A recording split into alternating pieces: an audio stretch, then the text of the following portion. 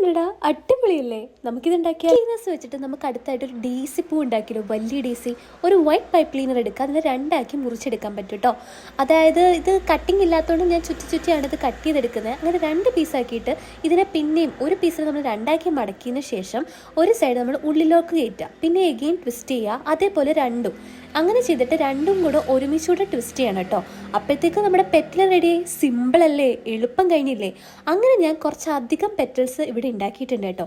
ഓരോ പെറ്റൽ ഉണ്ടാക്കുന്ന കാണിച്ച് നിങ്ങളെ ബോറടിപ്പിക്കാമെന്ന് കരുതി, അതുകൊണ്ട് ഒരെണ്ണം മാത്രമേ കാണിച്ച്. ഇനിയിപ്പോൾ നമുക്ക് നടുക്ക് വെക്കേണ്ട ഒരു യെല്ലോയ്ക്ക് വേണ്ടി യെല്ലോ പൈപ്പ് ലൈനർ എടുക്കുക, ഇങ്ങനെ ചുറ്റുക, ഒരു റൗണ്ട് ഷേപ്പിലാക്കുക. കണ്ടില്ലേ? ഇങ്ങനെ ഇരിക്കും സംഭവം. ഇനി വേണ്ടത് ഒരു ഗ്ലൂ ഗൺ ആണ്. ആ നടുക്കത്തെ സംഭവത്തിനോട് ഒരു ഗ്ലൂ ഗണ്ണിൽ കുറച്ച് ഗ്ലൂ അപ്ലൈ ചെയ്യുക. അങ്ങനെ ഓരോരോ പെറ്റൽസ് നമ്മൾ ജോയിൻ ചെയ്ത് വരാം. ഗ്ലൂ ഗൺ ഉപയോഗിക്കുമ്പോൾ നല്ലതുപോലെ സൂക്ഷിക്കണം കേട്ടോ. പണ്ട് കോളേജിൽ പഠിച്ചപ്പം എനിക്കൊരു പണി കിട്ടിയതാ, നല്ല രീതിയിൽ പൊള്ളിയിട്ടുണ്ടായിരുന്നു.